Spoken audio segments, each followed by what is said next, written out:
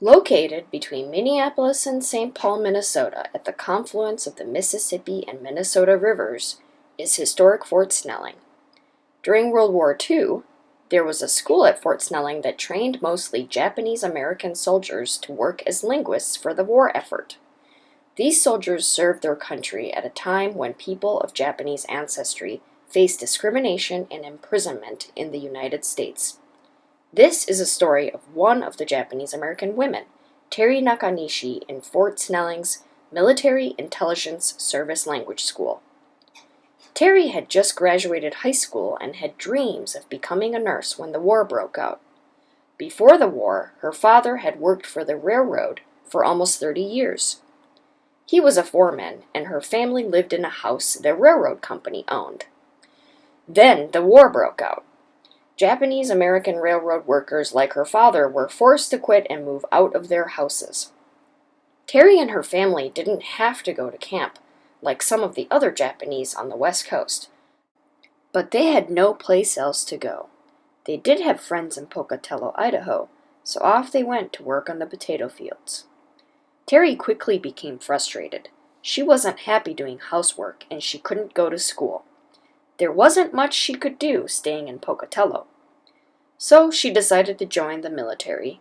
At the time, they wouldn't accept Nisei, or second-generation Japanese Americans, in any military organizations except the Women's Army Corps. She tried the Marines, the Air Force, and the Navy, but none of them would take the Japanese, so she finally went into the Army. It wasn't easy convincing her parents to let her join. Her brother, Kiyoshi, had already joined the 442 combat team. Terry told her parents, "There is a war going on, and he can't do it alone." She wanted to help end the war. Her parents finally agreed and gave her permission to join. After basic training, Terry was one of the first Nisei women in the Army to be sent to the Military Intelligence Service Language School in Fort Snelling, Minnesota. She was assigned to march the Nisei women every morning. It was difficult to keep everyone synchronized and in line. Her and 50 other women trained in speaking and writing Japanese with a focus on military words. The classes started at 9 a.m. and lasted until 4 in the afternoon. But they had to get up at 5 a.m. to do their exercises and clean their barracks for inspection. They had dinner at 5 and then had to go back to classes from 7 until 9 at night. And then they studied until lights out, which was 11 p.m. After the war ended, they needed linguists in Japan. There were pages and pages of documents like letters that needed to be translated for the war trials.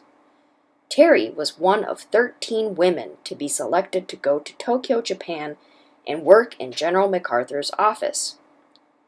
Terry was one of thousands of Japanese Americans who served in the military and one of 80 women in the Women's Army Corps. Many of them had family members who were imprisoned in America's concentration camps throughout their service. They were forced to move out of their homes on the West Coast in California, Washington, Oregon, and Arizona, and into prison camps. These camps were surrounded by barbed wire and armed guards. Most of the people in these camps were U.S. citizens. Some of them were told they could leave if they joined the military. Everyone who joined did so for different reasons. Most wanted a better life outside of camp. Like Terry, they wanted better opportunities. They served their country abroad and also fought prejudice and discrimination at home.